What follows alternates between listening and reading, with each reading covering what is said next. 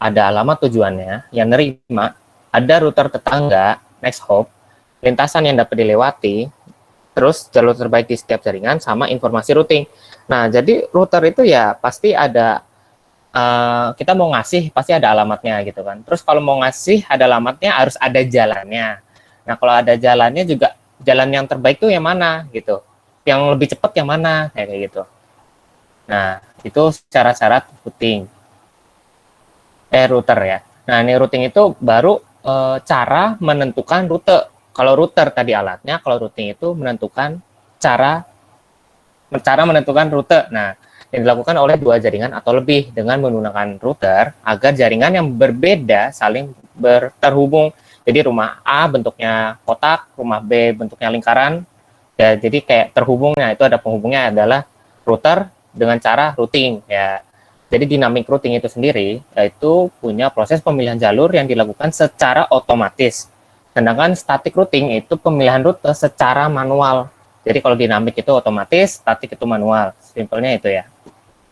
Terus, nah routing pada dinamik itu ada banyak sebenarnya. Ini lebih intinya ada 3. Jadi ada yang sistem administrative distance atau AD, berfungsi untuk memilih jalur terbaik ketika terdapat 2 atau lebih jalur ya menuju tujuan yang sama dari 2 routing protokol yang berbeda. Jadi ibaratnya 2 rumah pengen anaknya pengen ke satu sekolah yang sama kayak gitu. Dan sedangkan konvergen yaitu jaringan yang dikatakan konvergen saat semua router memiliki informasi yang lengkap dan akurat mengenai jaringan.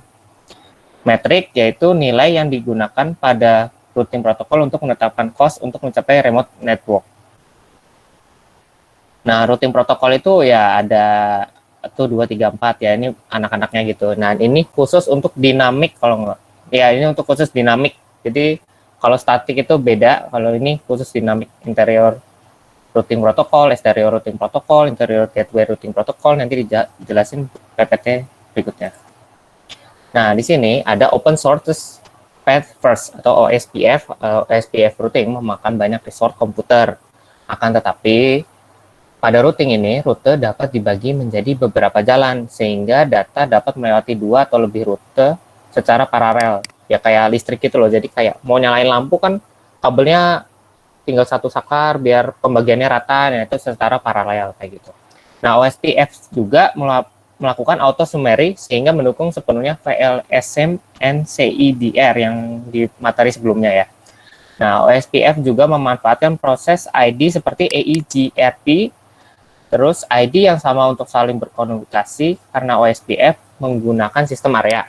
Area pada OSPF menentukan batasan update package dapat dikirim ke router mana saja. Area yang wajib, ya boleh. Kakak maaf, boleh dipelanin sedikit nggak ngejelasinnya? Oh iya, maaf. Makasih Kak. Yo, ya soalnya baca sih. Nah, OSPF juga mendukung autentifikasi dengan 2 tipe, yaitu clear text dengan MD5. OSPF hanya mengenal BME atau Broadcast Multi Access, router 2, hub router 2, NBME, yaitu MP, sama VL. Nah, terus ada lagi penjelasan berikutnya dari Exterior Gateway Protocol atau biasa disebut dengan AGP.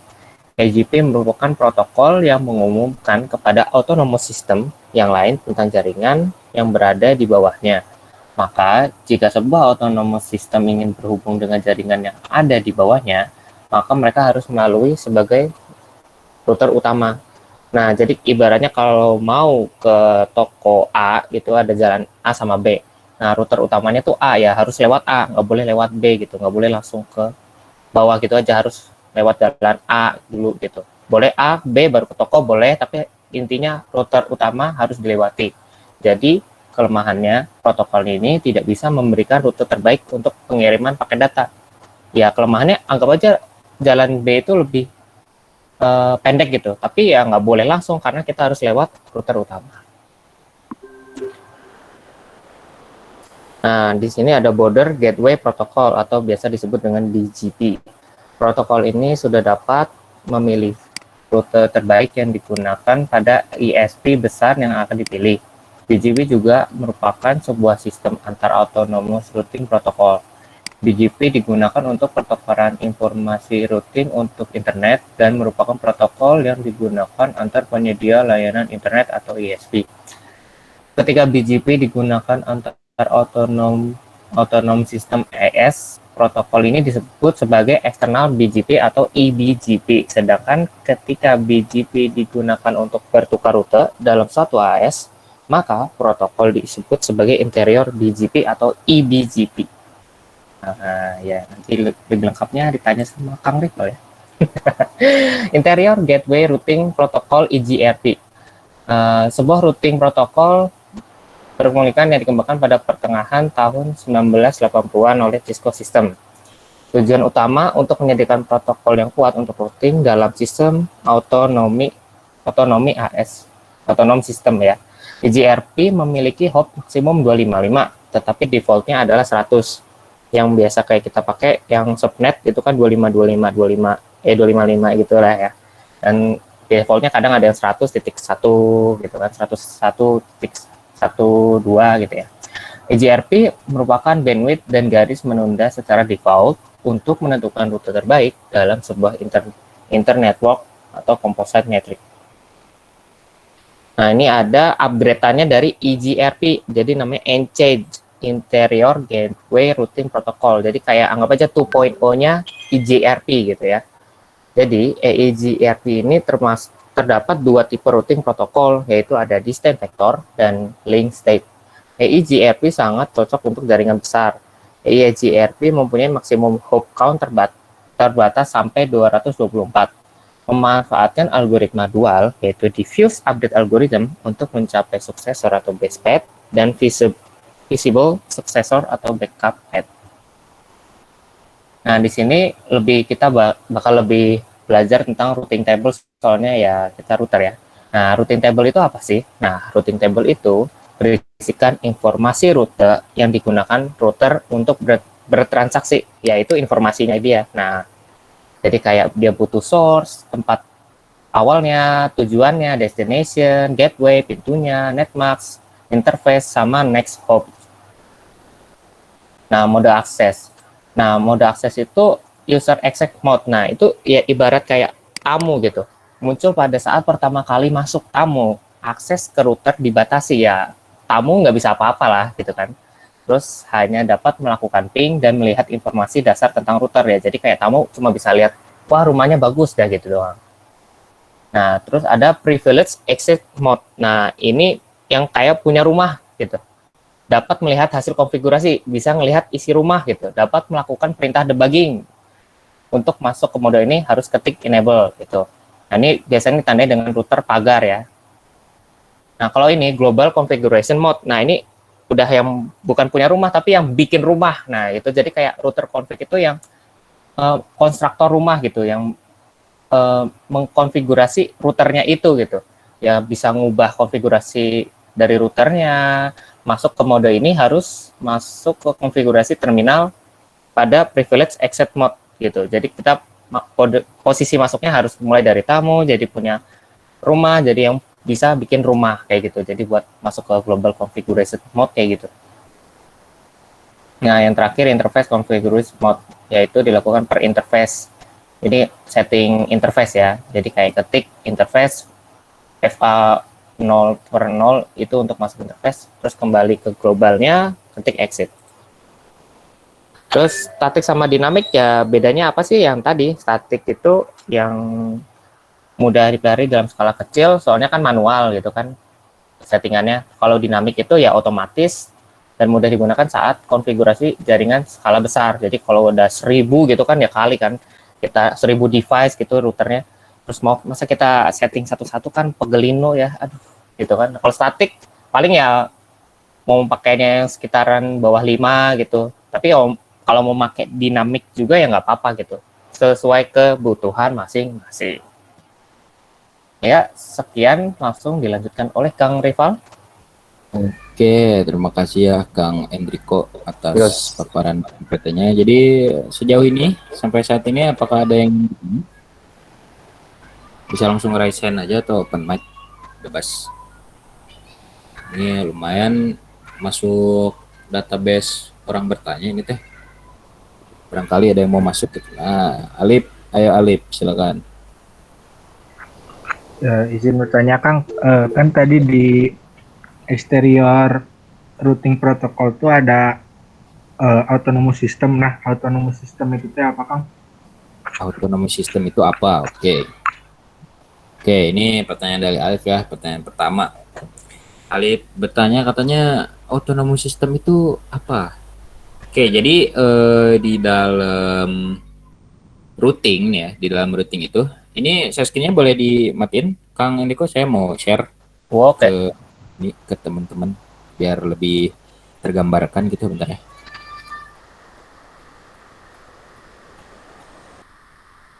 Oke, bentar saya cari dulu gambarnya biar enak ngejelasinnya.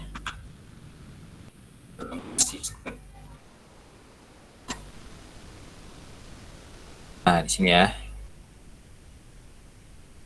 Nah, jadi yang disebut autonomous system atau sistem yang saya kurang tahu ini bahasa Indonesia apa yang autonomous, itu satu lingkaran ini nih.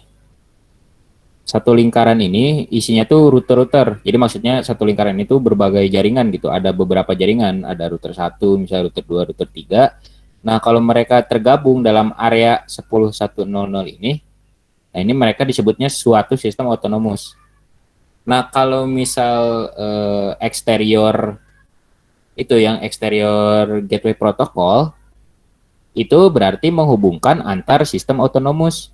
Ini berarti sistem autonomous yang ini dihubungkan dengan yang ini, dihubungkan dengan yang atas juga. Jadi kalau eksterior seperti itu. Kalau interior itu fungsinya mengatur yang ada di dalam sistem suatu sistemnya. Ini misal di sini ada 3 router. Nah, 3 router ini dikonfigurasi dengan interior gateway protokol. Nah, ketika 3 router ini mau terkonek lagi dengan yang lainnya, yang di luar mereka, nah itu baru menggunakan eksterior. Jadi kayak gitu ya, Alif. Apakah terbayang nggak? Atau masih bingung? Terbayang Kang, tapi dalam satu area itu teh bebas atau ada maksimalnya gitu Kang? Oh, jadi batas maksimal suatu sistem otonomous gitu ya? Iya Kang. Oke, jadi kalau teman-teman searching, ini misal di sini, misal di Google-nya aja ya. Nih, misal teman-teman mau searching pakai protokol apa gitu, misal OSPF aja ya. Nah, tinggal tulis aja gini, OSPF max pop count. Nah, jadi gini ya, bisa digambarkan seperti inilah. Jadi misal kalau kita menggunakan interior gateway protocol, contohnya OSPF, yang mengatur dalam suatu jaringan otonomous itu, kita bisa tahu dari jumlah maksimal hop-nya. Nih, hop itu maksudnya loncatan ya, maksudnya kayak dari router 1 ke router 2 itu dihitung satu hop gitu, terus lanjut lagi sampai beres. Nah, kalau di OSPF itu nggak ada limitationnya. Iya, ditulisin di sini kan, tidak ada limitasi, tapi tentu ada batas apa ya, batas kinerja optimalnya lah. Jadi kalau saya nggak salah lihat waktu itu saya pernah baca kalau di OSPF itu, kalau kalian misal pakai OSPF itu maksimalnya ada 224 router kalau nggak salah ya, 224 router sekitar segitu. Selebihnya masih bisa, tapi ya udah nggak ideal gitu kerjanya karena mungkin bebannya terlalu berat dan mungkin jaraknya terlalu jauh. Nah, kalau di sini dikasih tahu lagi nih, kalau pakai RIP itu hanya 15 maksimalnya. Jadi hanya 15 router yang bisa terhubung oleh protokol RIP ini. Tapi kalau pakai SPF ya seperti yang ditulis di sini tidak ada limitasi ya. Tapi tentu kalau untuk kinerja optimal mah pasti ada batasnya lah. Oke, mungkin kayak gitu ya, Alip. Ya Kang, terima kasih Kang. Oke, ada lagi yang mau bertanya?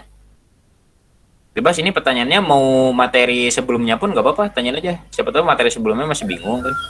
Kang mau izin bertanya. Ya boleh, Raffi silakan. Ada 2 pertanyaan. Banyak ya? Yang pertama itu hubungan materi yang kemarin sama materi sekarang itu bagaimana Kang hubungan? Terus yang kedua itu masalah keamanan data jika di itu yang tadi kan kalau routing kan menunjukkan ke jalur-jalur jaringan komputer. Nah, itu Ya, betul. keamanannya bagaimana Kang? Oke, Terima kasih. oke. Bagus ya pertanyaannya, Raffi. Tadi yang pertama, apa hubungan materi sebelumnya yaitu subnetting ya dengan materi yang sekarang yaitu routing. Jadi hubungan paling kelihatannya, kalau kita mau menentukan rute, kita tuh harus punya alamatnya gitu. Nah, subnetting itu fungsinya adalah pemberian alamat, pengelompokan alamat-alamat itu. Jadi misal untuk membedakan subnet 1 dengan subnet 2, itu networknya yang satu misal seperti ini, terus yang satunya lagi beda. Nah, si routing itu fungsinya buat menghubungkan dua buah jaringan yang berbeda itu, yang berbeda alamat itu. Karena pada dasarnya ketika kalian menghubungkan jaringan A yang berbeda dengan jaringan B, itu tidak akan bisa connect langsung. Pada dasarnya seperti itu. Karena itu baru pengalamatan doang kan. Kayak kemarin kalian coba subnetting, itu kalian coba di subnetnya, di dalam subnetnya itu bisa terhubung. Tapi loncat ke subnet lain itu nggak terhubung. Karena kenapa? Karena nggak ada yang namanya teknologi routing itu. Nah makanya sekarang setelah kita belajar subnetting, pengalamatannya, sekarang kita belajar cara menghubungkan mereka bagaimana. Itu jawaban yang pertama ya. Terus yang kedua, tadi pertanyaan mengenai keamanan. Nah, routing itu kan fungsinya adalah menentukan rute ya. Jadi maksudnya kelihatan gitu. Jalan datanya tuh rutenya tuh kemana dulu. Terus sampai tujuannya gitu. Itu memang kelihatan, tapi kalau dari segi keamanan, itu sebenarnya di tingkat yang beda gitu dari routing. Karena di routing itu, kita sekadar menghubungkan aja. Kita sekadar menghubungkan jaringan A dengan jaringan B, udah beres. Kalau soal keamanan kan bisa ditambah firewall, atau misal bisa ditambah keamanan di routernya mungkin. Kalau ini bisa pakai password kalau mau masuk dan segala macamnya. Nah, kalau untuk keamanan itu beda lagi ya, Raffi. Tapi kalau untuk routing itu cukup sampai terhubung antara satu jaringan dengan jaringan lainnya. Kayak gitu ya. Iya Kang, terima kasih. Oke, udah terjawab apa masih bingung? Udah terjawab Kang, terima kasih. Oke, mantap. Ada lagi yang mau bertanya nih? Bisa mungkin satu lagi. Oh, Anton. Murni ngambil Kang Aldi, punten ini mic-nya nyala Kang Aldi. pas orang ngumpul malah. Kang Aldi. Ada Kang Kobus kayak gini. Satria. Tolong itu dibungkam dulu berisik nampaknya. Voting kick. Nah, ada. Oke, itu tadi Anton ya. Menurutnya silakan Anton open mic. Ya, izin bertanya, Kang. Ya, Kalau kan tadi ada redaksi kata auto summary itu kayak gimana sih? Terus kenapa sih si auto summary itu mendukung sepenuhnya IDR dan VLSM? auto summary itu mendukung hanya apa? Tadi nggak kedengeran? Auto summary itu katanya tuh mendukung sepenuhnya IDR dan VLSM. Jadi itu tuh mendukung tuh kayak gimana? Terus kenapa gitu? Oke. Jadi ini lebih ke makna dari auto summary itu ya? Mantap. Oke, bentar. Nih saya mikirin katanya dulu nih, gimana ngejelasinnya biar enak ya. Jadi pada apa ya? Pada proses routing itu kan ada proses hitung-hitungannya gitu. Nah, proses hitung-hitungannya ini melibatkan banyak hal. Yang pertama ada, kalau di modul kalian udah baca kan ada administrative distance, ada yang apa? Berdasarkan bandwidth. Kalau melihat rute tuh ada yang berdasarkan jarak, ada yang berdasarkan bandwidth, ada yang berdasarkan ya macam-macam lah, metrik, convergent. Nah, itu tuh fungsinya summarization itu yaitu menghitung itu semua. Menghitung administrative distance, menghitung metrik bandwidth-nya dan segala macamnya. Nah, karena ada kata auto summary, berarti kita nggak perlu yang namanya ngitung manual karena udah auto juga. Jadi si hal-hal tersebut, si nilai jarak, nilai bandwidth dan segala macam itu udah nggak kita pikirin lagi. Karena emang sistem routing sekarang itu emang udah bagus ya, udah canggih gitu. Kita nggak perlu yang namanya ngitung-ngitung manual. Tapi biasanya kalau ngitung-ngitung manual itu walaupun udah nggak dipakai, tapi masih dipelajari gitu. Misal di SMK, soalnya itu buat mempelajari gimana cara kerjanya lah istilahnya. Jadi kenapa AutoSum itu mendukung CIDR dan VLSM sepenuhnya? Jadi ketika kita pakai yang CIDR atau VLSM itu ya nggak perlu ngitung-ngitung kayak gitu lagi, cukup ngitung pembagian subnetnya aja kan? Ya mungkin tuh seperti itu jawabannya. Antonio, gimana? Apakah terjawab? Keren. Terima kasih. Oke, oke, oke, mantap ya itu pertanyaannya, cukup out of the box. Ada lagi? Satu lagi lah. Boleh nih. Yo, kalau nggak ada sih nggak apa-apa sih. Kita lanjut dulu berarti. Siapa tahu ini masih belum terbayang gitu ya kerjanya mau ngapain. Oke, sekarang kita beranjak ke CPT ya. Kita nyebutnya CPT aja ya. Biar pakai bahasa Inggris saya bingung. Nih, kita langsung masuk aja. Oke, sebelum kita praktekin statik sama dynamic, meskipun itu ada di modul, tapi kita bakal coba praktekin. Siapa tahu nanti kita nemu masalah, kita bisa problem solvingnya gitu. Nah, di sini sebelum kita ke sana, saya mau kasih tahu dulu prinsip kerja router itu kayak gimana gitu. Oke, di sini saya misal mau kasih kasus nih, ada 2 komputer. Sini ya. Terus saya mau coba hubungin. Nah, ini balik lagi ke pemilihan kabel ya. Kira-kira kalau PC ke PC itu kabelnya pakai apa? Pakai kabel yang mana gitu? Ada yang tahu nggak? Cross.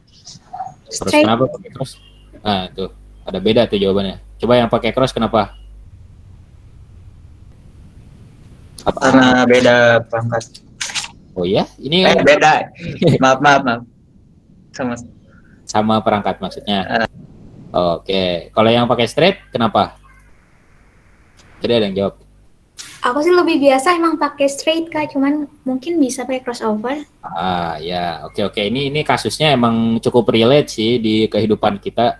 Soalnya kita kan kadang kalau orangnya nggak terlalu peduli gitu ya sama kabel UTP ini, yang penting nyolok jalan ya udah gitu kan. Tapi di sini saya jelasin aja lah konsepnya gitu. Jadi kalau misal perangkat yang sama seperti ini, misal kalian belum tahu nih, ini pakai kabel apa ya? Jadi kalian pakai otomatis dulu aja. Otomatis, sambungin, udah deh. Sini kelihatan nih kabel yang dipakainya. Kalian cari yang kabelnya lurus terus putus-putus. Nah, ada di sini ya. Copper crossover. Ini kelihatan nggak si tulisannya? Takutnya terlalu kecil atau cukup? Ini pokoknya kalau terlalu kecil bilang ya. Oke, di sini kelihatan ya. Ini lurus dan putus-putus. Kenapa sih? Kenapa gitu? Kenapa PC ke PC atau perangkat yang sama itu menggunakan ini si crossover? Karena itu zaman dulu tuh standarnya emang bukan dibilang ketat ya, tapi emang jelas gitu. Zaman dulu tuh standarnya jelas. Kalau misal perangkat sama, itu harus menggunakan kabel yang beda gitu ujungnya kan. Kalau crossover itu kan beda ya ujungnya, yang satu oranye dulu, yang satu hijau dulu. Nah, kenapa kayak gitu? Karena perangkat yang sama itu butuh apa ya, kayak datanya tuh ada twistnya gitu. Ini mungkin bahasa teknisnya saya kurang tahu seperti apa, tapi ketika bertransaksi data itu mereka nggak langsung join gitu datanya tuh. Jadi ada proses persilangan dulu. Makanya kabelnya tuh kan beda ya urutan posisinya. Karena itu tuh untuk mengatasi si proses persilangan itu. Itu saya kurang tahu detailnya seperti apa, tapi garis besarnya seperti itu. Nah, kalau misalkan seperti yang kasus tadi ya, kalau pakai straight emang bisa kok. Tinggal manual aja kalian pasangin.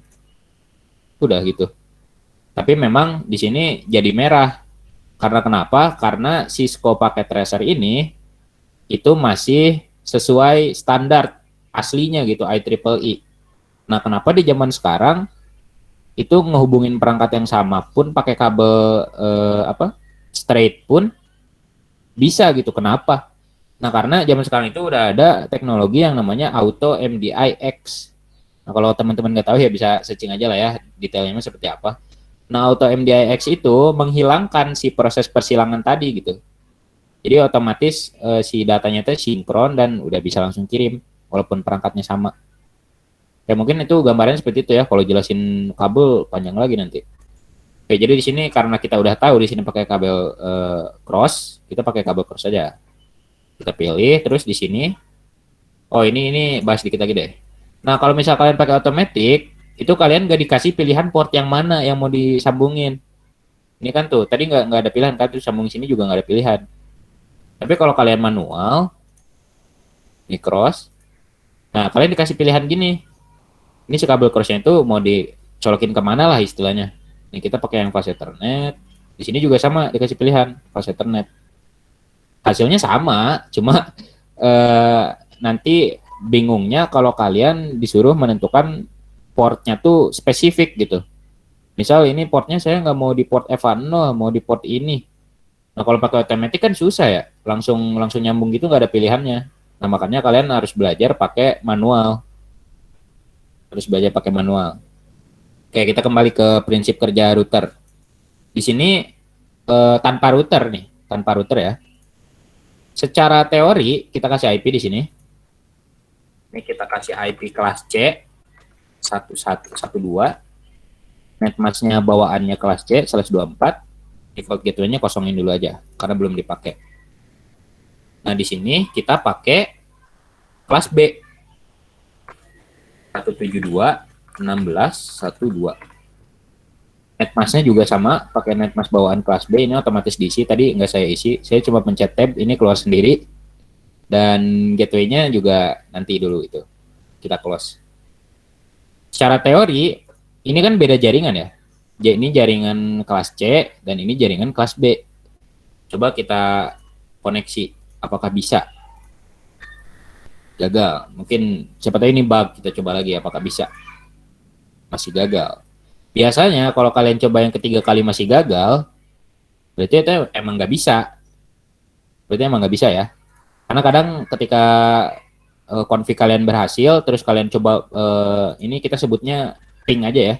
Ketika kalian ping, itu kadang unvalid dulu, terus di ping lagi, sukses. Nah, makanya kalau pengujian ping ini nggak bisa sekali gitu. Jadi 3 kali lah minimal. Kalau 3 kali masih salah terus, ya berarti itu emang ada yang salah, atau emang nggak bisa gitu. Oke, balik lagi. Di sini yang kelas C, di sini yang kelas B. Secara teori emang mereka kalau direct kayak gini itu nggak akan bisa. Nah, disinilah fungsi router. Disinilah router ada gitu, muncul. Saya simpan di atas nih misalnya.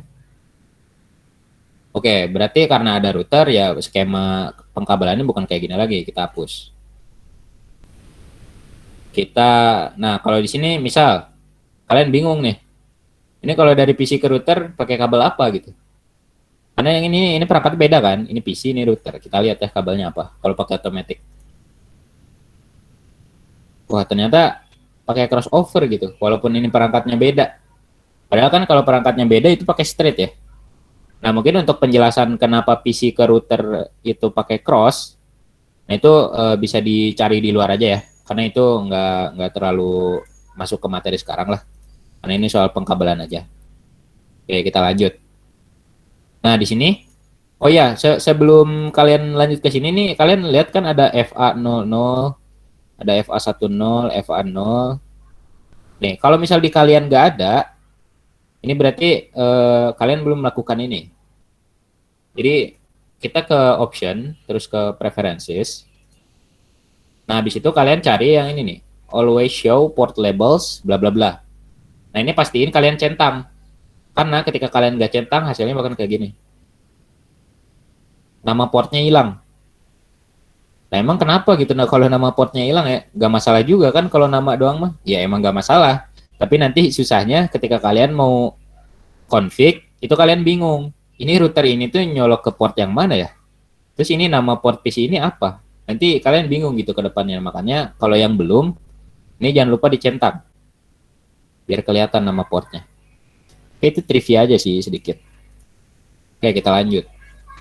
Nah, di sini, ketika kita udah hubungin ke router, apakah bisa? Ya kita coba aja. Ke sini langsung. Masih nggak bisa. Coba lagi. Coba tahu bug. Coba lagi. Masih nggak bisa. Ya emang harusnya sih masih nggak bisa karena kita belum config apa-apa. Oke, kita lanjut ya. Oke, di sini yang pertama harus kalian lakukan tentu kalian kasih alamat dulu ke setiap perangkat ini. Tadi kan PC-PC-nya udah. Nah, sekarang kita kasih routernya alamat. Kita pencet routernya. Oke, nah ini tambahan lagi lah sedikit di menu fisikal ini. Kalian kan lihat ada beberapa apa ya? Ini disebutnya interface atau port ya. Ada beberapa port yang jenisnya beda-beda gitu. Ini kalau saya zoom bisa nggak ya? Nah, ini namanya fast ETH0, fast ETH0. Terus ini kalau nggak salah serial. Ini nggak tahu apa. Nah, ini tuh bisa kalian bongkar pasang. Bisa kalian kekurangan port fast Ethernet. Terus kalian mau nambah lagi gitu yang baru. Oke, caranya gini.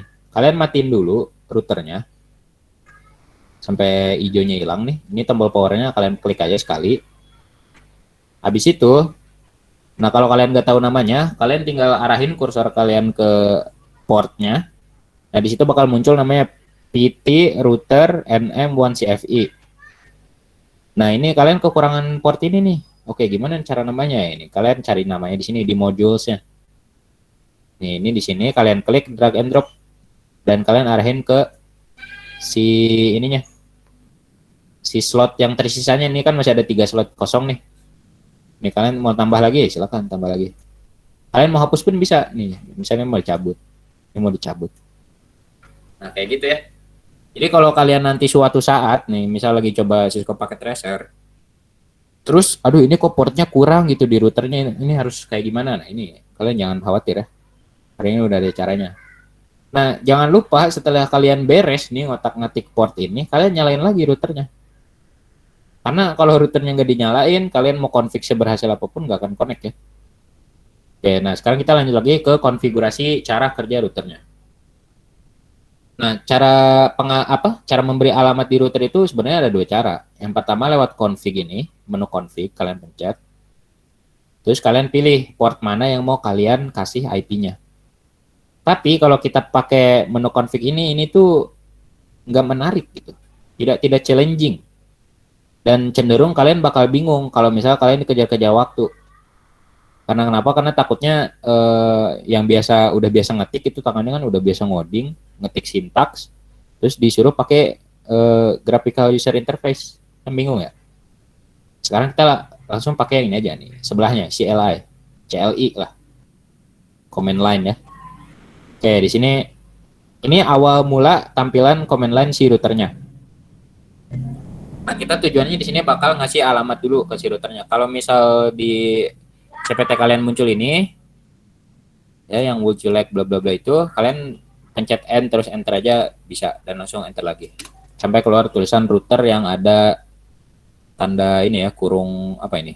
Yang lain chip itu saya nggak tahu namanya. Oke, nah di sini seperti yang di PPT tadi, kita itu sudah masuk ke tampilan ke mode akses user exec mode. Dimana kalau Kang Enrico bilang tadi istilahnya itu ini tuh mode tamu lah. Karena kita tuh nggak bisa ngapa-ngapain banyak di sini. Kayak kita cuma bisa ngeping doang. Ya pokoknya nggak banyak lah. Nah caranya kita masuk ke mode selanjutnya itu dengan ketik enable. Untuk masuk ke mode privilege ya. Kalau yang udah baca modulnya. Nah kalau misal kalian males nih ngetik, aduh enable kepanjangan ini. Nah cukup kalian ketik en aja. Habis itu enter. Udah masuk. Tapi di bagusnya CPT ini kalian bisa singkat-singkat gitu sih komennya. Nih saya kasih contoh lagi. Ini untuk masuk ke mode global configuration itu kalian harus ketikkan ini configure. Ini tipe-tipe terminal. Kalian harus ketikin kode sepanjang ini. Dan bayangkan ketika kalian lagi UTS ngetik sepanjang ini tipe-tipe nggak masuk-masuk susah gitu. Nah makanya di sini bisa disingkat. Kita tinggal ketikin aja conf conf spasi t. Di situ enter. Dan kalian udah masuk di global configuration mode. Nah, kalau di real life, kalau seseorang udah masuk ke sini, misal orang asing, orang bukan admin jaringan kalian, terus dia udah masuk ke sini, itu artinya router kalian sudah ada di ambang kematian ya. Karena bisa jadi jaringan kalian diobrak-abrik gitu di sini. Nah makanya tadi ya yang soal keamanan itu, bahkan sebelum kita menuju ke pemilihan rute pun di sini udah ada keamanan lagi gitu untuk masuk ke mode ini. Sebenarnya kalau di router aslinya itu ada passwordnya. Karena nggak setiap orang bisa masuk ke sini gitu untuk mencegah keamanannya itu, untuk mencegah kebocoran data lah istilahnya. Oke, jadi untuk memberi alamat itu kita harus masuk ke mode router config dulu atau nama modenya global configuration mode. Nah, hal pertama yang harus kalian lakukan adalah kalian lihat port mana yang mau kalian kasih IP gitu. Nah, di sini saya mau kasih IP di port yang kiri dulu di FA00. Nah, ini gampangnya kalau kalian nyalain ini kalian tinggal lihat di sini gitu. Nggak usah lihat ke routernya dulu atau kalian ketikin apa susah gitu. Nah, di sini udah kelihatan FA0/0. Cara masuknya gimana? Kalian cukup ketik INT kasih FA00. Kayak gini aja. INT itu apa kalau yang bertanya ya? INT itu kependekan dari interface. Ini seperti biasa, ini tuh disingkat ya, biar cepat. Dan FA00 pun ini tuh disingkat. Harusnya kalau lengkapnya Fast Ethernet 0/0. Nah, itu kelamaan. Jadi kita langsung di sini aja enter. Nah, di sini ada perubahan. Awalnya router config biasa, sekarang ada if-nya. Nah, if di sini menandakan bahwa kita sudah masuk ke konfigurasi sebuah interface, di mana yang kita masukin adalah FA00. Berarti kita udah masuk ke sini nih. Si segitiga yang kiri ini ya. Oke, nah di sini kalian kasih IP dulu yang sejaringan sama si PC0. Tadi cara lihat IP-nya gini, biar gampang. Kalian arahin kursor kalian ke komputernya. Nah, di sini bakal kelihatan IP-nya. 192.168.1.2/24. Nah, kalau misal kalian mau pilih IP yang sejaringan dengan ini, kira-kira ini diisinya berapa? IP-nya berapa? Ada yang bisa jawab gak? Jadi si router yang sebelah port router yang sebelah kiri ini harus satu jaringan dengan PC 0. Jadi kita isi berapa? Maka yang tahu langsung jawab aja. Ini sekalian testing subnettingnya udah pengalamatan IP-nya udah bener apa belum nih? Kak, PC 0-nya berapa IP-nya lupa? PC 0-nya ini. Aku tunjukin lagi ya. Kelihatan kan? Tuh, yang fast Ethernet 0 192.168.1.2. Iya. Oke, nah kira-kira yang atas dikasih IP-nya berapa biar connect sama PC 0? Yang atas tuh maksudnya yang router? Ya, yang router. Ujungnya 1. Ujungnya 1, oke bisa. Terus network ID-nya? 0. Oke, 0 ya. Maksudnya ini coba ditulis ya. Nih, coba tulis IP-nya berapa? Dari awal ya, dari yang 192-nya. 192.168 Oke. 1.1. 1.1. Oke, kalau netmasknya? 255.255.255.0. Iya, softnya dulu. Ini ada adik, maaf. Ini oke. Ini dari pengalamatan udah benar ya. Tadi yang jawab Salwa ya? Iya. Oke, nah ini dari pengalamatan udah benar. Kenapa? Karena di IP kelas C itu kan udah ada ketentuannya ya. 3 oktet pertama itu merupakan network ID, maaf. Network ID. Dan oktet terakhir itu merupakan host ID. Nah, di sini 3 oktet pertama ini harus sama untuk menentukan mereka satu jaringan atau enggak kalau di kelas C. Nah, ini bisa dibuktikan ya 192.168.1 itu sama dengan yang bawahnya. 192.168.1. Nah, itu artinya IP yang bawah, yang komputer dengan IP yang router yang nanti bakal kita setting itu udah sama, berarti udah benar. Pengalamannya udah benar seperti itu. Oke, nah di sini kita balik lagi ke config. Cara ngasih IP itu gimana? Tadi pertama kita masuk dulu ke interface-nya. Kedua, sebelum kita mengetikkan IP-nya, kita ketik dulu IP spasi add. Atau ini kependekan dari IP spasi address. Nah, di situ kalian ketikin IP-nya 192.168.1.1 dan kalian ketik netmasknya juga 255.255.255.0. Dan ini udah benar, kita enter. Bisa. Oke, sekarang kita lihat di routernya apakah udah masuk atau belum IP-nya. Nah, di sini bisa dilihat ya. Itu di fast Ethernet 00, IP address-nya udah ada 192.168.1.1. Tapi kok ininya masih merah. Kalau kalian kan nyobanya kemarin pakai switch ya. Kalau pakai switch kan awalnya oranye dulu, terus nanti lama-lama hijau. Nah kalau router itu beda. Mereka itu merah aja kayak gini. Nah ini tuh harus dinyalain manual gitu. Nah cara nyalainnya adalah setelah kalian setting IP, masih di dalam interface ya. Ini masih di dalam interface FA00. Setelah kalian kasih IP, kalian ketikkan no shutdown. Tapi bisa disingkat seperti ini, no spasi SH. Enter, apa yang terjadi ya. Nah, ada bedanya di router ya. Itu segitiganya sudah berubah menjadi hijau gitu. Nah ini perintah no SH ini buat apa gitu? Karena dari namanya aja udah no shutdown. Berarti kita itu kayak istilahnya menyalakan si portnya itu biar terhubung. Karena emang kalau router itu harus manual seperti itu nyalainnya. Oke, kita balik lagi. Nah di sini IP yang kiri, maksudnya jaringan yang kiri ini udah terhubung ya, karena dia udah hijau. Kita mau tes juga bisa, kita tes ya. Ini kita coba ini berhasil apa enggak. Oke, berhasil ya. Ini udah terhubung lah berarti. Oke, kita lanjut lagi. Nah, sekarang kalian mau setting FA10 nih. Kalian mau setting FA10. Cara masuknya itu bebas. Kalian mau exit dulu dari sini. Misal dari interface ini kalian mau exit dulu atau EX. Kalian enter. Ini udah keluar. Kalian udah balik lagi ke global configuration mode. Nah, kalian masukkan lagi interface yang mau kalian kasih IP-nya. Ini NTFA10. Enter. Tuh, ini gak ada bedanya karena sama-sama masuk interface gitu. Tapi yang pasti kalian ketikin komennya harus beda sesuai nama portnya. Interface kita sebut port aja ya, biar gampang.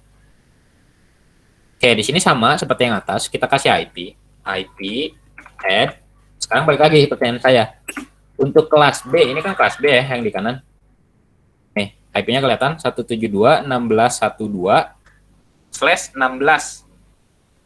Kira-kira kalau untuk satu jaringan, IP-nya seperti apa? Ada yang bisa jawab lagi?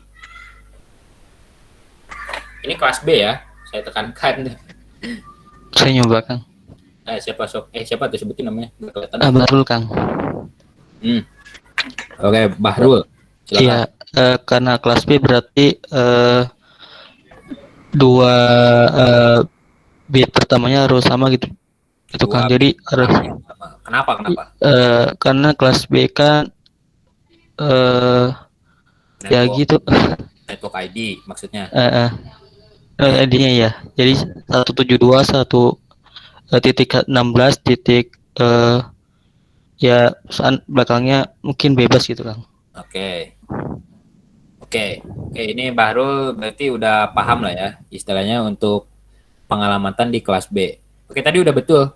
Di kelas B, kalau di kelas C, network ID-nya kan ada 3 oktet nih, atau 3 bit lah ya kita sebutnya. 192, 168, sama 1. Nah, ini yang harus mutlak sama, pokoknya kalau kalian harus satu jaringan gitu. Mau satu jaringan dengan si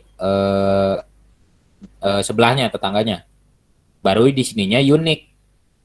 Host ID-nya harus unik, maksudnya ketika angka 1 ini udah pernah dipakai, itu nggak bisa dipakai lagi di jaringan tersebut gitu. Oke, itu untuk kelas C. Nah, sekarang di kelas B. Tadi katanya 172.16. Bisa belakangnya karena bebas dan terlalu luas, saya ini aja ya.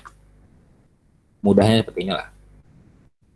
Nah, di sini tadi benar kata Bahrul, untuk 2 bit atau 2 oktet pertama itu, ini yang harus sama kalau di kelas B. Ini yang harus sama. Belakangnya beda boleh. Boleh, karena ini 2 bit terakhirnya, 2 oktet terakhirnya itu udah termasuk host ID. Berarti banyak banget dong si hostnya di kelas B. Emang banyak. emang sebanyak itu gitu. Nih, kita mau searching misal IDR table ya. Ini nih misal di mana ya? Yang ada kelas B-nya. Aduh, ini burik. Nah, ini kelihatan nggak? Kalau kelihatan, kalau nggak kelihatan nggak apa-apa lah ya. Nih, di sini ada /16. Terus, ini mah nggak ada jumlah usernya. Oh, ini ada jumlah usernya tapi ngeblur. Nih saya bacain aja ya jumlah usernya berapa buat si kelas B yang /16 itu. Nih jumlah usernya itu ada 65.536. Kalau kelas C kan yang defaultnya aja nih /24 itu cuma 256 kan. Kalau kelas B itu emang luas banget.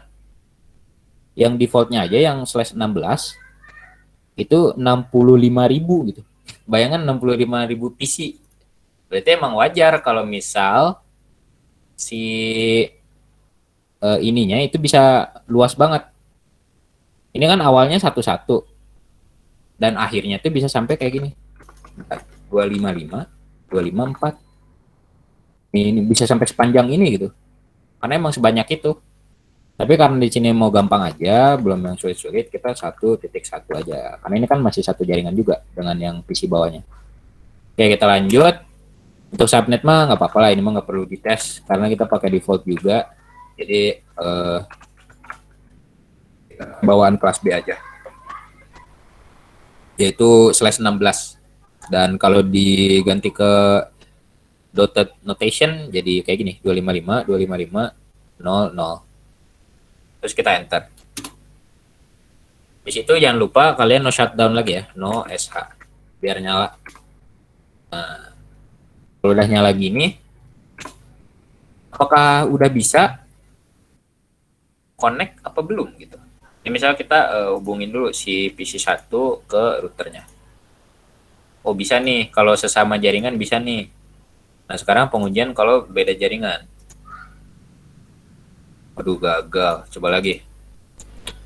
Masih gagal, coba lagi. Nah kalau udah 3 kali gini biasanya saya udah ini berarti emang gagal ini.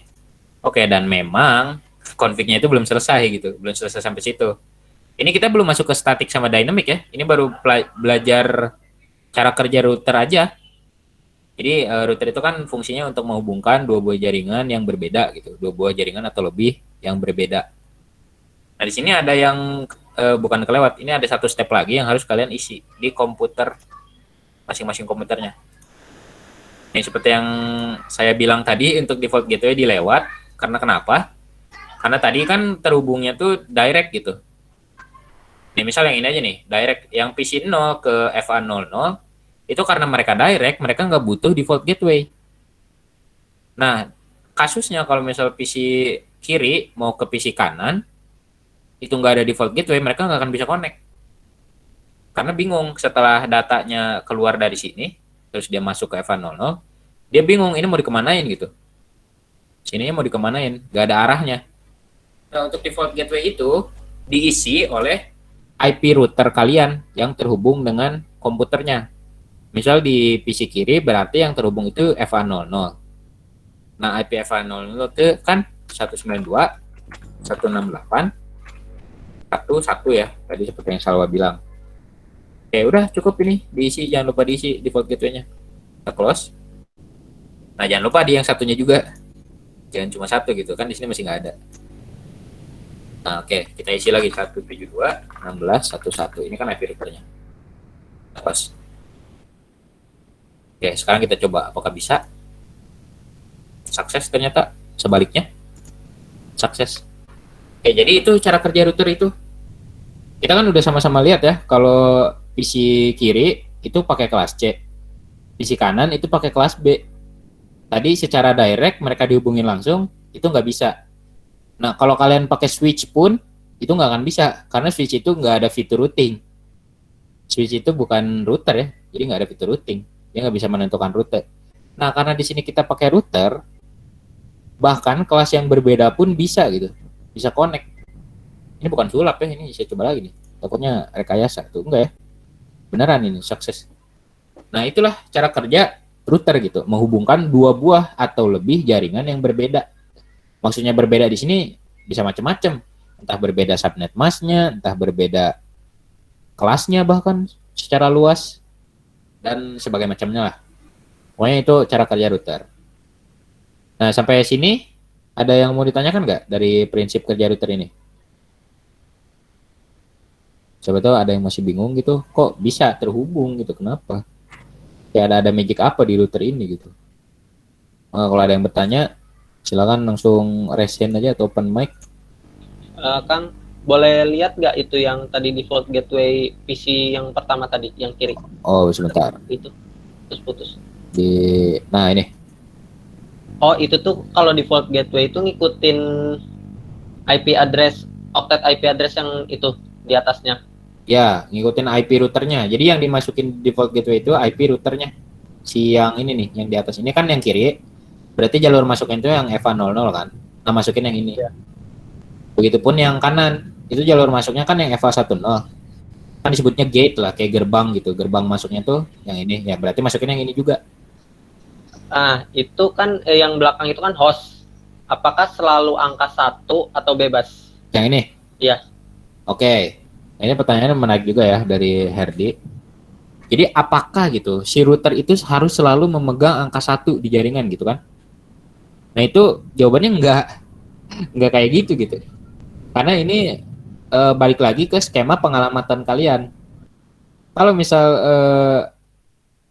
gampangnya kalau misal kalian pakai slash-nya bukan 24 lah. Kalau misal di kelas C kalian pakai slash 23 pakai slash di bawah 24, misal 25 atau 26 dan seterusnya, itu ada kemungkinan router kalian bukan cuma pakai 1 doang gitu angkanya. Nah, kenapa sih si router itu selalu menjadi kepala gitu? Selalu menjadi kepala dari setiap masing-masing jaringannya, subnet jaringannya. Karena biar gampang aja kalian masukin default gateway-nya. Biar kalian gak lupa gitu. Misal di sini saya kasih ilustrasi. Di sini ada 10 misal di sini anggap ada 4 PC ya. Emang ada 4 sih. Di jaringan kiri ada 4 PC. Terus kalian konekin semuanya ke routernya misal.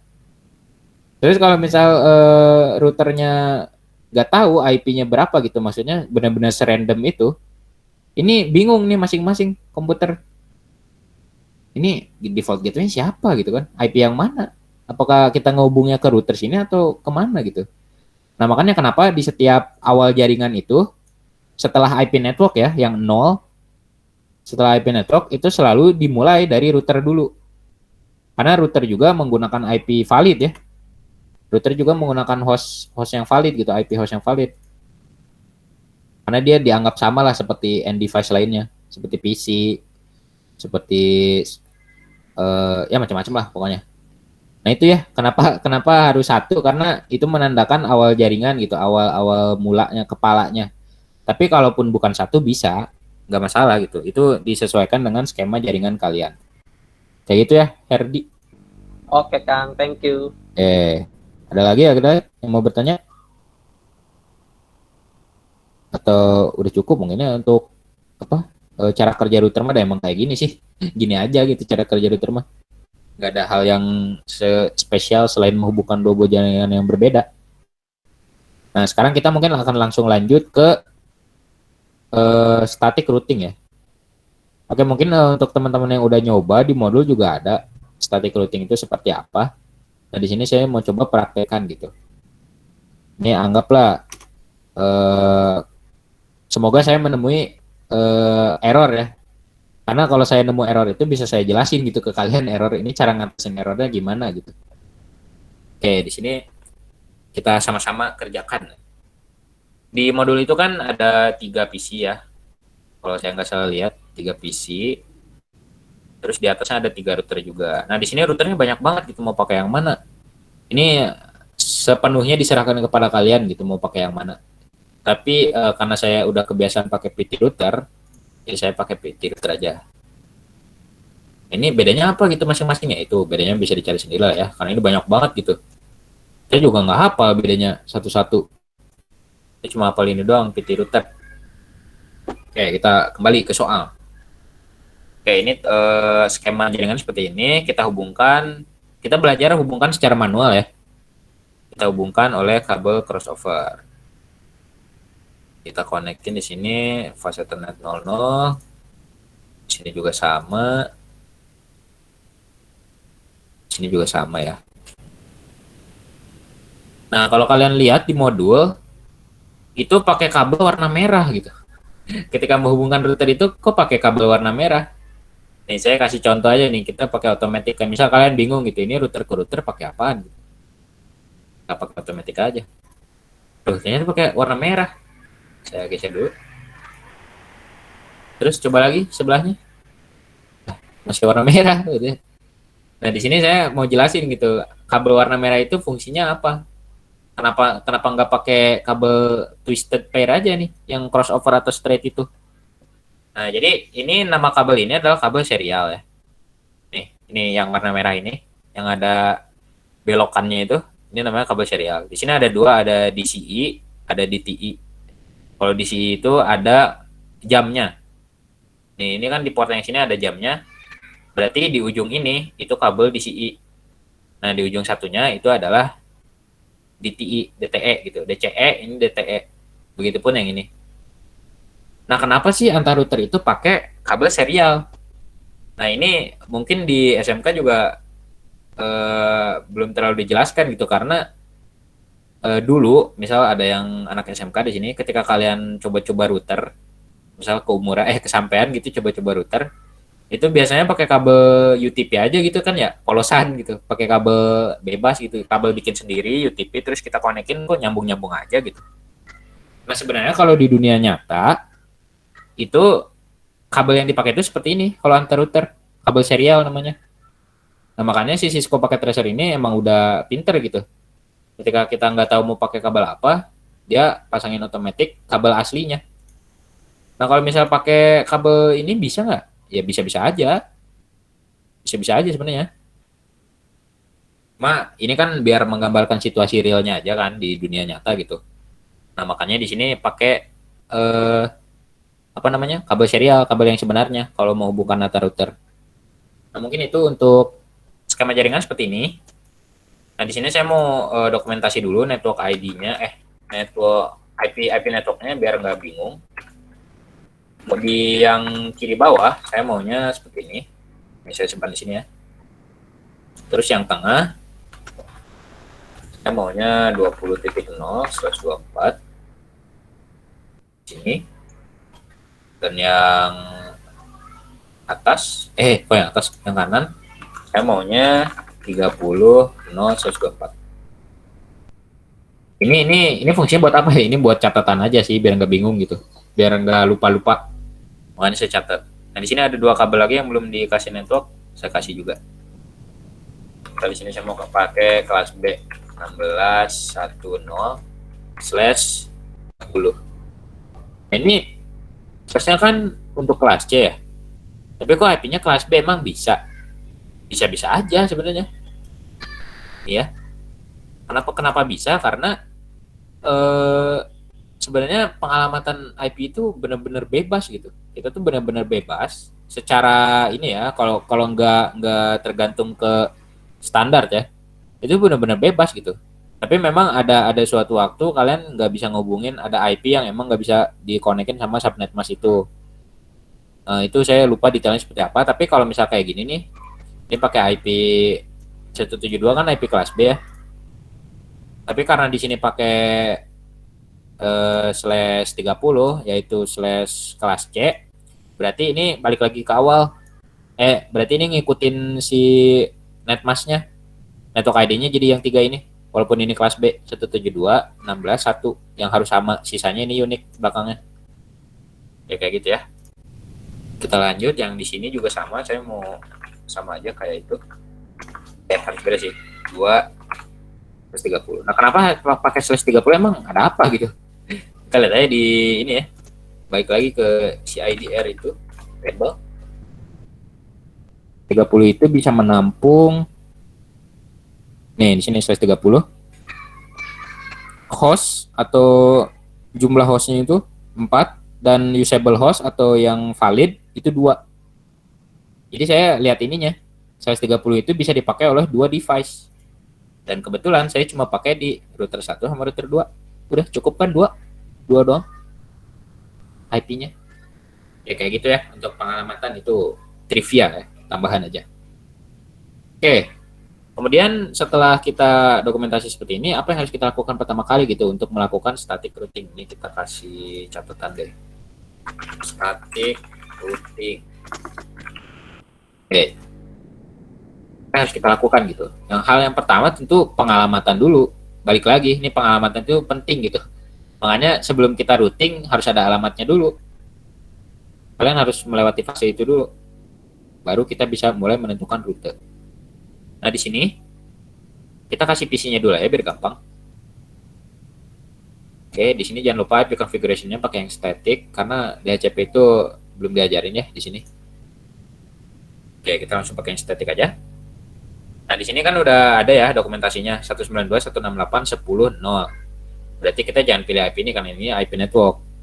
Berarti kita pilihnya gini aja 192.10.2. Kenapa nggak 1? Karena saya pengennya satunya dipakai di routernya gitu. Dan itu bebas, mau dibalik pun nggak apa-apa. Yang penting mereka masih satu jaringan. Nah, untuk subnet masknya bawaan pakai /24 otomatis diisikan. Dan untuk default gateway kita masukkan IP routernya. Nah, ini emang bisa masukin IP router sekarang meskipun belum dikonfig di routernya, ya bisa-bisa aja. Asal nanti pas kalian konfig bener gitu, IP-nya yang ini. Oke, kita tutup. Terus kita ke komputer 2, ini saya percepat aja ya karena dasarnya sama sih. 192.168.20.2 192.168.21. Dan begitupun di komputer 3. Oke, di sini ya. 192.168.32 192.168.31. Udah, ini untuk setting IP di PC-nya cukup seperti itu. Sekarang kita masuk ke routernya. Kita mulai dari ini dulu deh. Prinsip gitu. Prinsip si nanti deh itu mah. Ini kita pengalamatan dulu aja. Maaf saya ngelantur. Di sini ya kita pengalamatan dulu. Nah, cara memberi alamatnya seperti biasa pakai CLI dong biar keren. Nah, kalau muncul pilihan ini kalian cukup no aja. Dan seperti biasa kalian enable dulu configure terminal. Itu kalian masukin interface yang mau dikasih IP. Ini karena di router 1 kita mau ke bawah dulu aja yang FA00.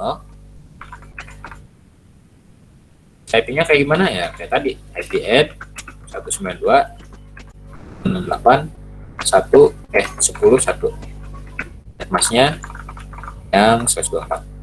Kemudian enter no SH.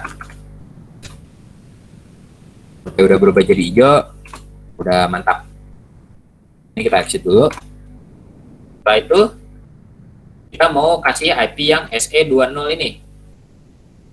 Caranya ya sama kayak FA00, kita cuma tinggal masukin namanya aja SE20.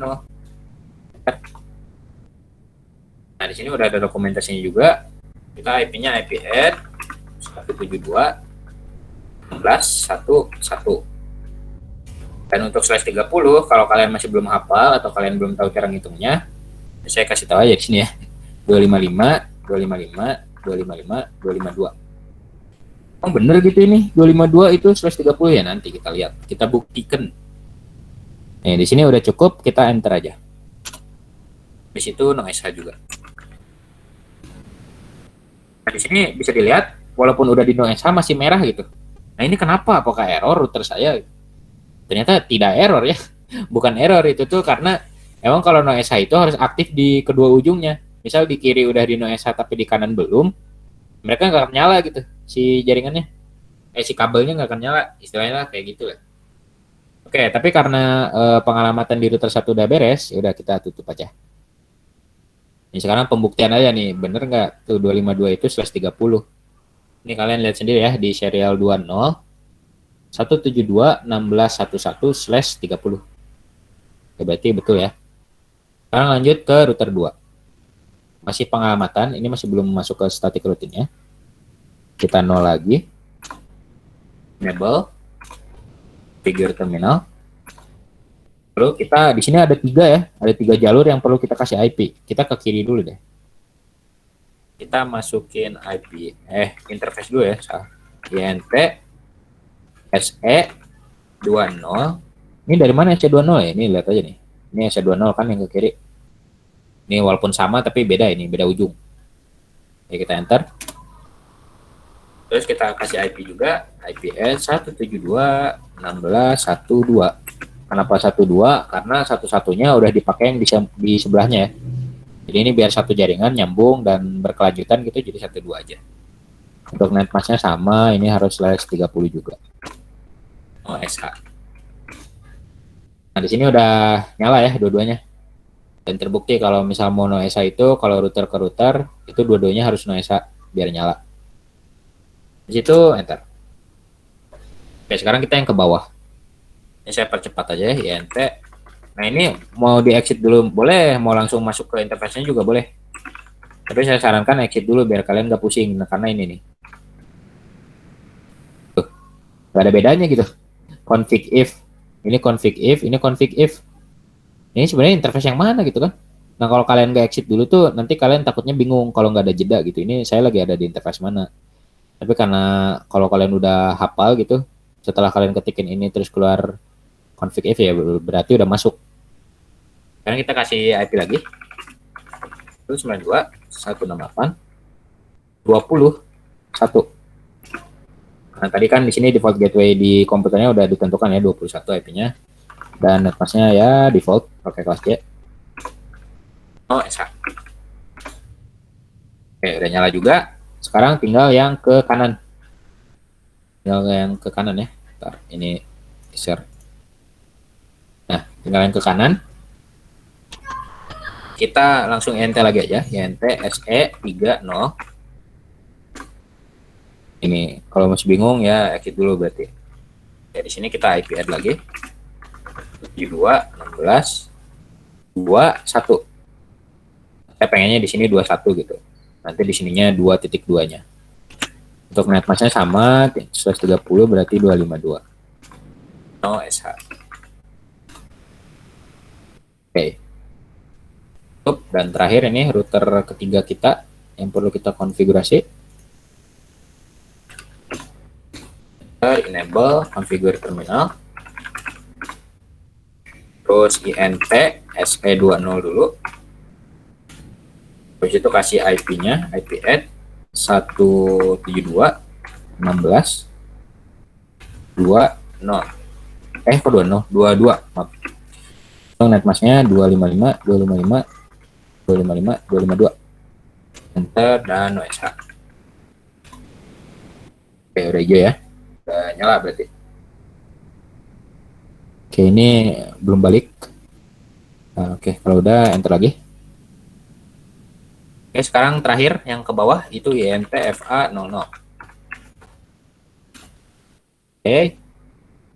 Kita langsung IP add 192.168.31. Masnya default 124. No SH. Oke. Nah, sekarang kita coba.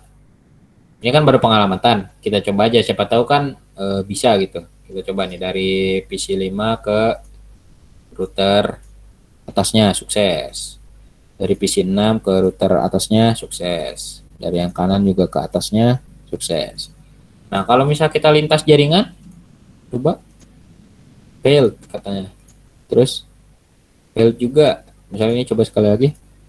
Failed juga. Nah, ini karena memang konfigurasi static routingnya belum dimulai gitu. Tadi itu baru pengamatan doang. Pengamatan emang selama itu ya. Padahal ini jaringannya kecil dan cuma ada 6 perangkat doang gitu. Jadi itu makanya perlu waktu ya. Kalau pengamatan itu panjang banget. Nah, sekarang kita akan masuk ke konfigurasi static routing. Oke, sekarang saya jelasin dulu prinsip dari static routing itu.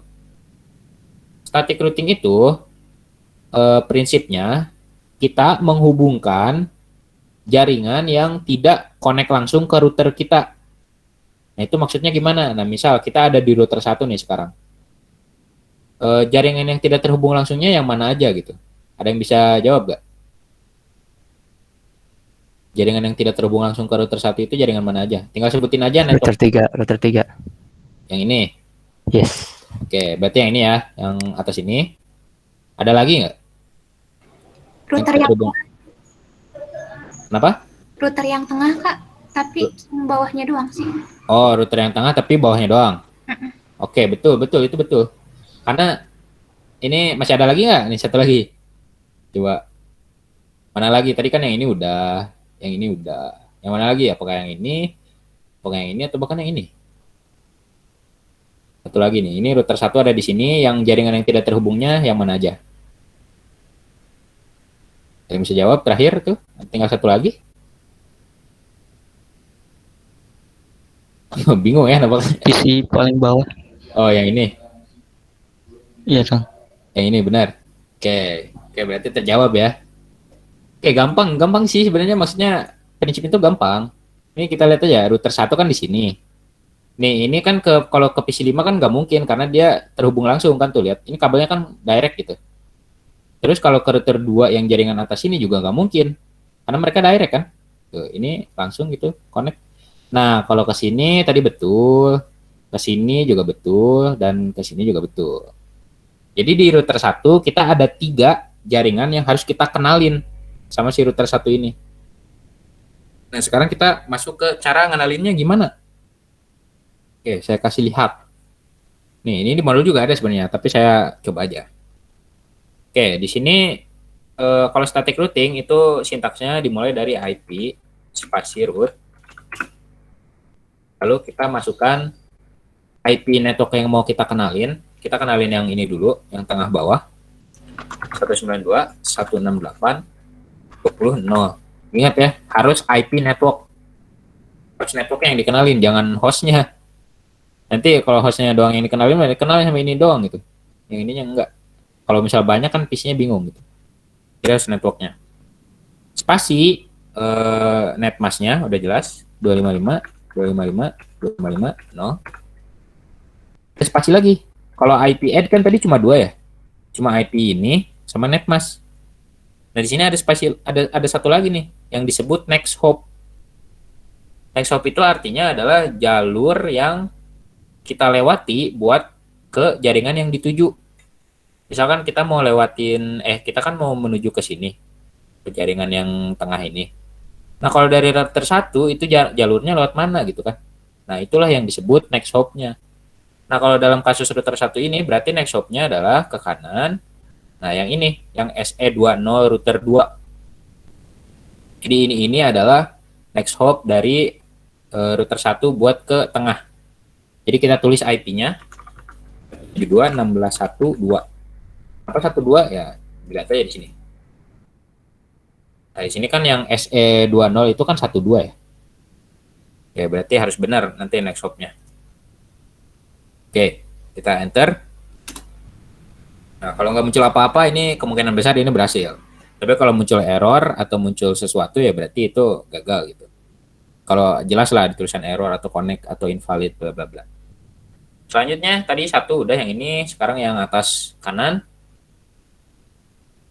Kita cukup pakai raw key aja buat ngeluarin komen perintah sebelumnya. Terus kita tinggal ganti aja di sini.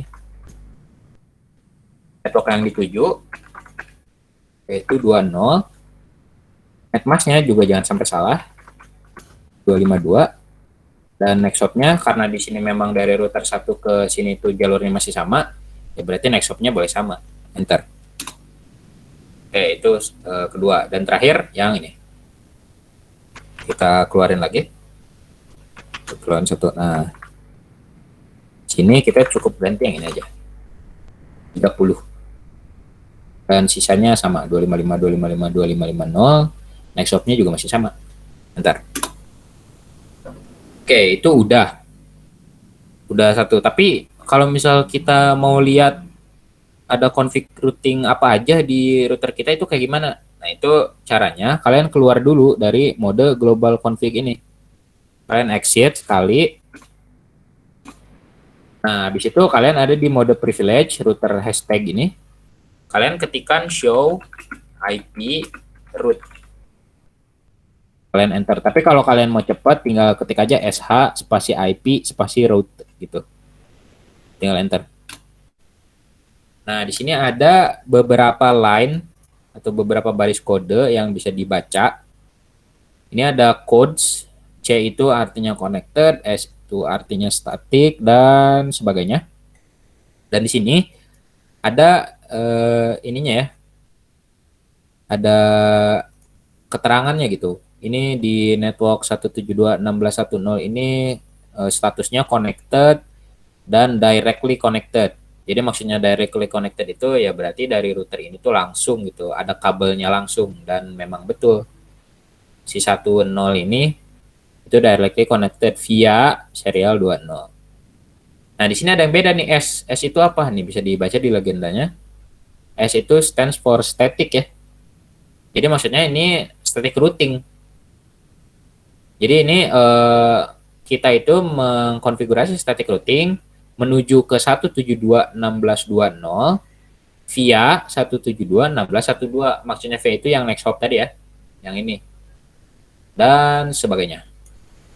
Oke, itu config pengenalan static routing itu di router 1 udah beres ya, karena emang udah semua.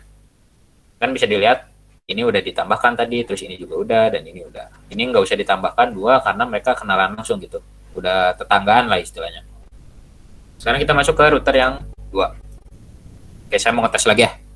Kalau di router 2 ini ngenalinnya siapa aja? Maksudnya yang mana aja gitu? Ada yang bisa jawab? Router 2. PC5. Yang network ini? Iya. Sama? PC7. Oke, yang ini. Terus? Udah. Oh, udah. Kirain ada lagi. Oke, udah benar. Oke, berarti benarnya tadi jawabannya kenapa yang 2 ini aja? Karena bisa teman-teman lihat sendiri, router 2 ini connect-nya banyak gitu. Ke sini kenal, ke sini kenal, ke sini juga udah kenal. Nah, sekarang kita tinggal connect-in yang belum kenalnya. Yang ujung kiri sama ujung kanan. Oke, kita langsung config aja. Di sini tulis IP root. Ini jangan lupa di router config ya, modenya jangan di dalam interface. Harus di config kalau static routing. IP root. Kita ketikkan networknya 92.168.10.0, netmasknya, dan next hop-nya. Nah ini tricky juga nih next hop. Kalau misal kita mau menuju ke kiri sini, berarti next hop-nya jangan ke kanan, tapi harus ke kiri. Ini yang SE20 ini. Oke, berarti IP-nya adalah 172.16.1.1. Enter. Kemudian satu lagi yang network ujung kanan, kita tinggal ganti ini aja. 30, dan next hop-nya perlu diganti, tentu perlu ya, karena ini dari jalur aja udah beda gitu. Next hop mau ke kiri, yang ini mau ke kanan. Nah, jadi kita harus lihat dulu yang di SE20 ini berapa IP-nya. Yaitu 22. Kita tinggal enter. Oke, di sini udah beres karena memang cuma 2 gitu di router 2 mah cuma ada 2 jaringan yang belum dikenali langsung oleh si router 2-nya. Kita langsung masuk ke router 3 berarti. Oke, nah ini di router 3 mah nggak usah dites lah, kayaknya udah paham juga. Berarti router 3 ini nambahin yang tengah, yang kiri atas, dan kiri bawah. Oke, kita langsung add aja IP root. Kita tambahin yang bawah dulu, 192.168.20.0. Netmasknya mengikuti, next hop-nya juga tinggal lihat aja ini dari router 3 mau ke tengah sini lewat mana gitu, lewat SE30 ini, berarti 21. Di situ enter. Kemudian lagi kita tambah lagi yang 10, enter lagi. Lalu terakhir ini udah, yang ini udah, berarti tinggal yang ini.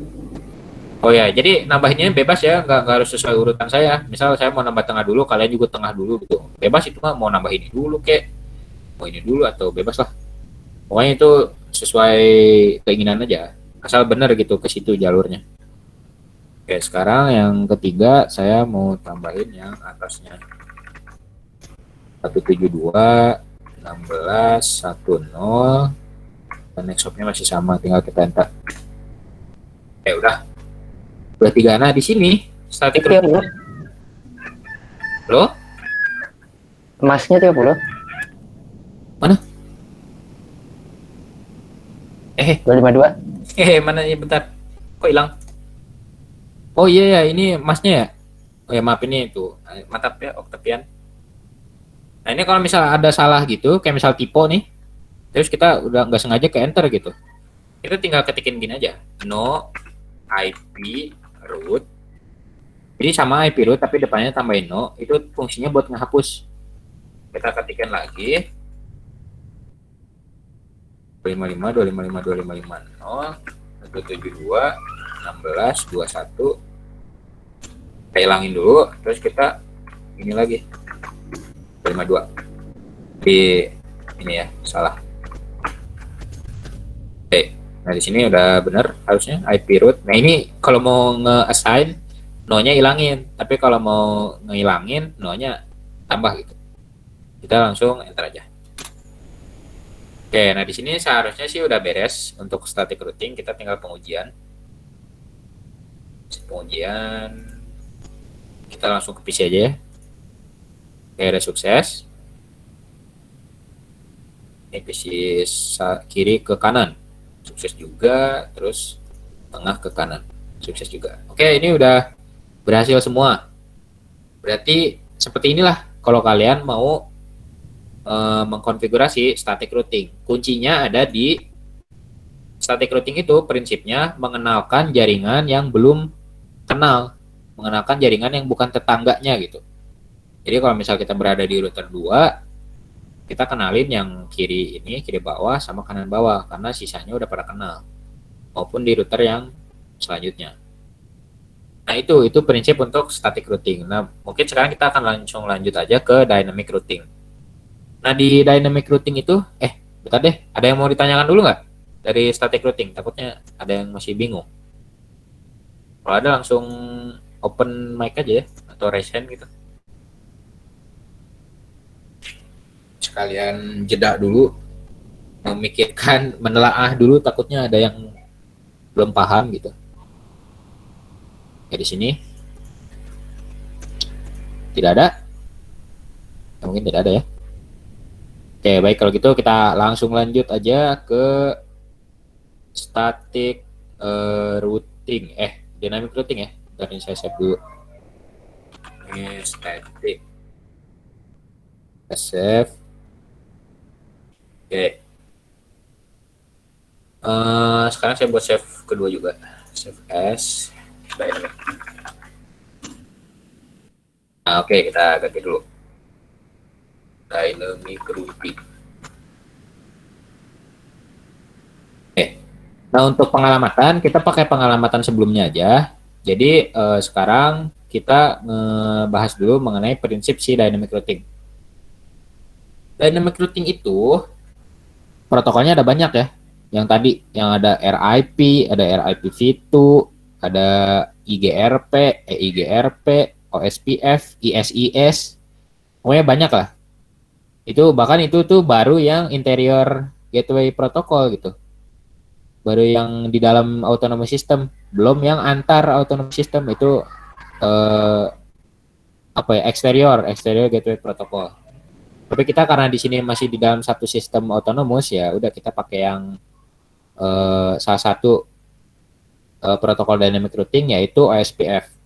Nah, kalau teman-teman udah baca modulnya, di modul juga sebenarnya itu udah ada yang RIP ada, yang EIGRP ada, yang OSPF juga udah ada. Nah, di sini saya mau coba praktekkan yang OSPF gitu. Kenapa? Karena ya pengen aja meraktikin yang OSPF gitu. Oke. Nah, di sini untuk pengalamatan seperti yang saya bilang tadi ini sama, tidak ada yang dirubah, tapi kita harus hilangkan perintah-perintah si IP root-nya. Ya, di sini enable, terus configure terminal, terus kita no IP root. Misal, coba kita ketikin no IP root doang, bisa nggak ya? Oh, ternyata incomplete command, berarti ya kita harus ketikin manual. Ini mati ya routernya. Jadi kita no IP root. Di router 1 itu berarti tadi yang ditambahkan kita hapus. 192 68 20 netmask mengikuti, scope juga mengikuti 12. Oke, selanjutnya yang 30 dulu. Enter. Selanjutnya yang kanan atas.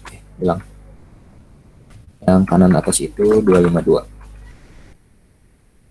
Yang ininya 2 dan ininya 16, yang ininya 7.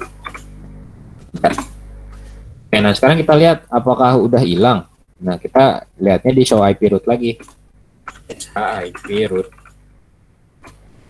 Nah, di sini tadi kan ada yang SSS itu, sekarang udah nggak ada ya. Ini cuma yang connected direct doang, directly connected.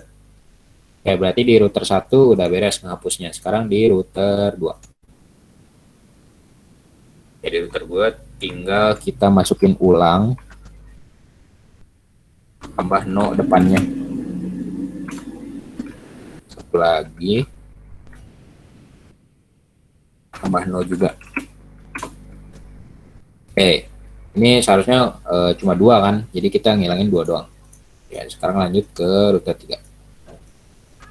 Di sini juga sama, kita hilangin. Kita pakai no. Oke, kita hilangin lagi. Yang 10. Enter. Dan terakhir yang 172 tadi. Nah, ini kita no juga. Nah, oke. Nah, sekarang kita masuk ke prinsip dari dynamic routing. Kalau tadi static routing itu kita ngenalinnya yang belum kita kenal. Kalau dynamic justru sebaliknya. Jadi kita nge-assign-nya itu yang kita kenal aja. Misal dari router 1 berarti yang dikenali yang ke bawah dan yang ke kanan. Nah, berarti yang ditambah di konfigurasi nanti cuma yang ini, yang kiri bawah sama yang kiri atas.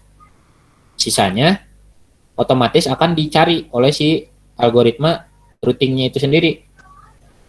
Mereka akan cari sendiri. Bentar ini saya. Bentar ya.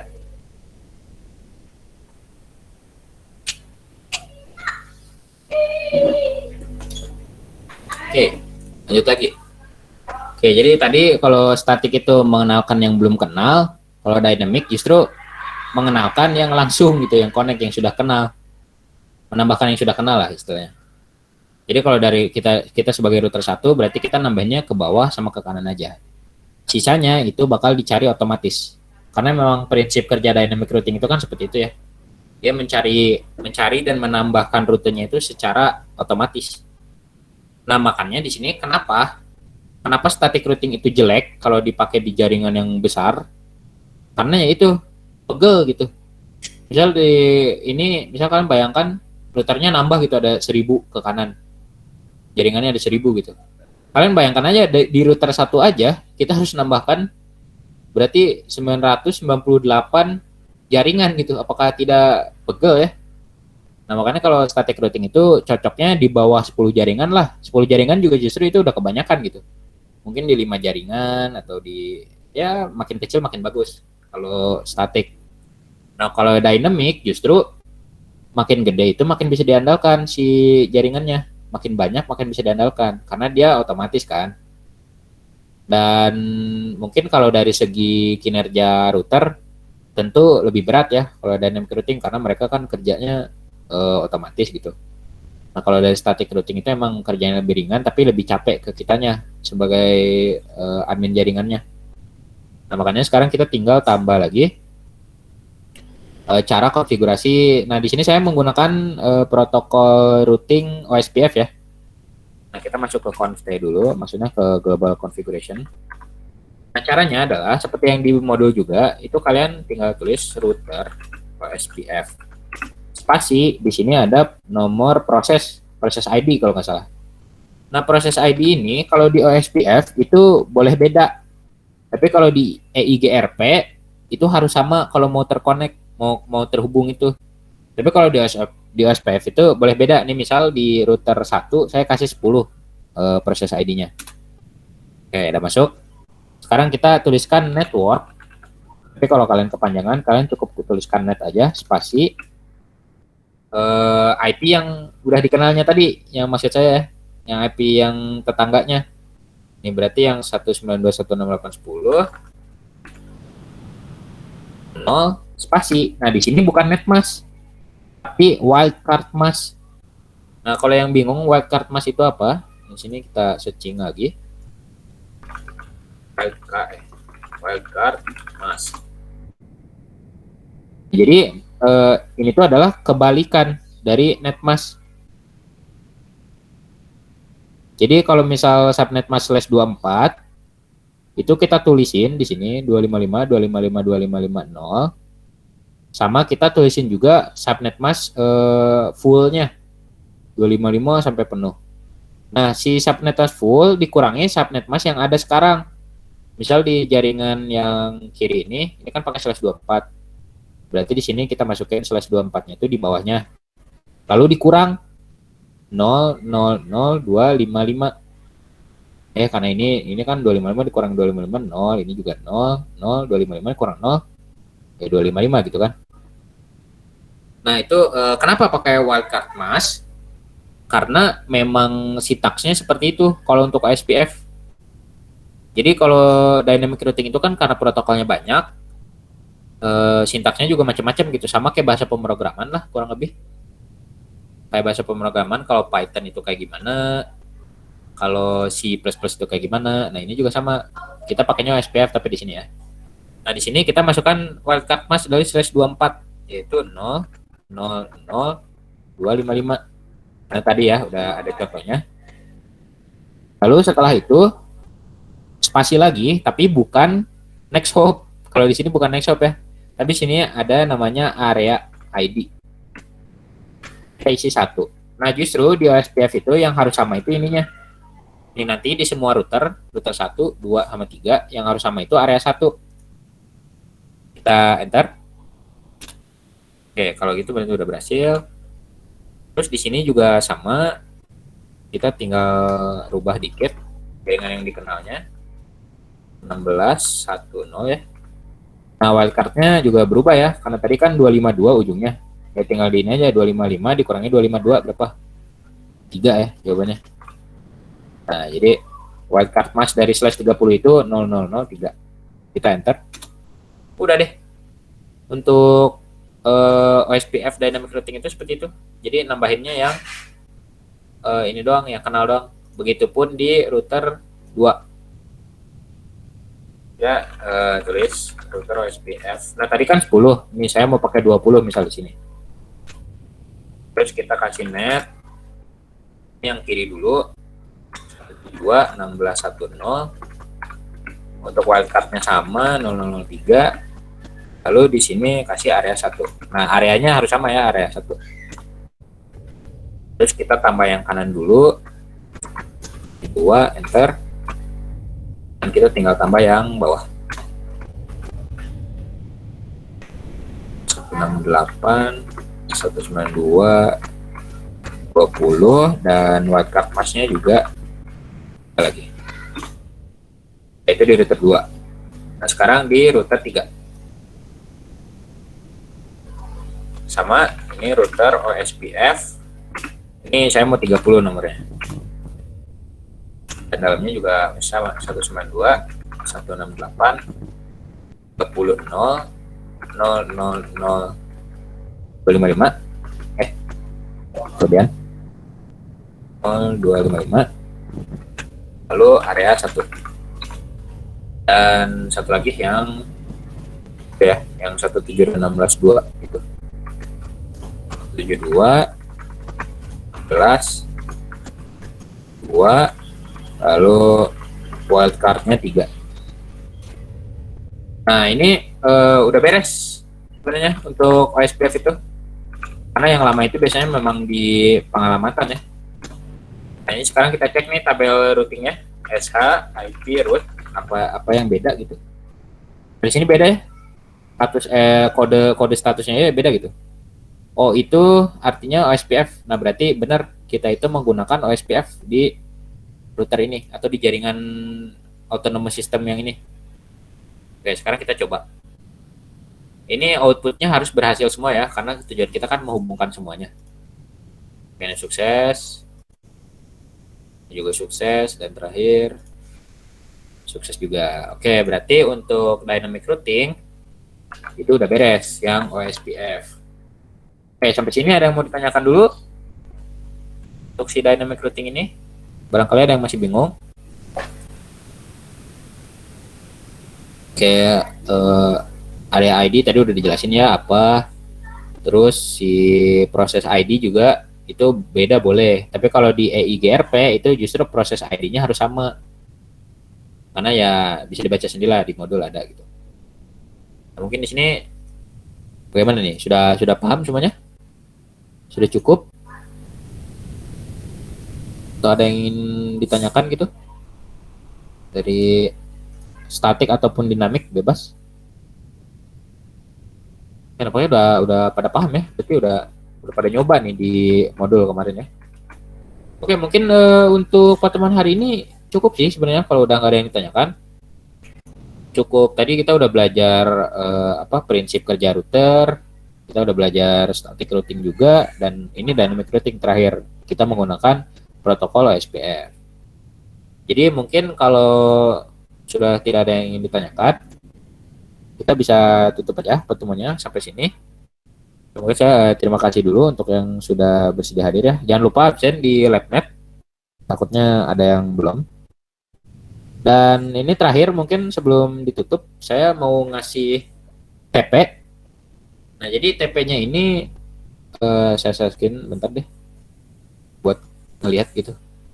Itu bagaimana sih TP-nya. Oke, di sini ya. Bentar aja nih, mah. Oke, di sini saya punya TP2 dan namanya routing ya, tentu static dan dynamic. Jadi saya mau ada dua gitu. Nah, maksudnya ini ada topologi, ini topologinya harus kalian tiru. Dan di bawahnya juga ada keterangannya. Dan ketentuan pengerjaan di sini bisa kalian baca sendiri. Mungkin yang mau saya tekankan adalah ini. Batas akhir atau deadline. Jadi tugasnya ada dua ya.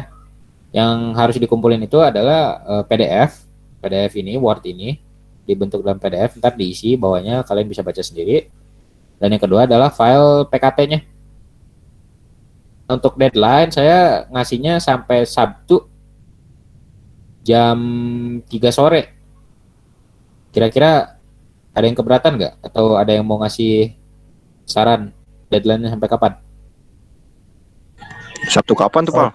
Kalau TP seminggu boleh. Sabtu sekarang.